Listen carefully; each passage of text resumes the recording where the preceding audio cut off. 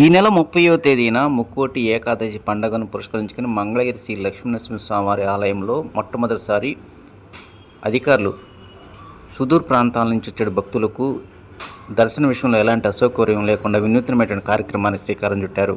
అదే QR code విధానం. రాష్ట్రంలోని మిగతా పెద్ద పెద్ద దేవాలయాలు అమలు పరుస్తున్నటువంటి స్లాటింగ్ విధానాన్ని ఈసారి ఈ క్యూ లైన్ విషయంలో మాత్రం అధికారులు ఏర్పాటు చేస్తూ ఉన్నారు.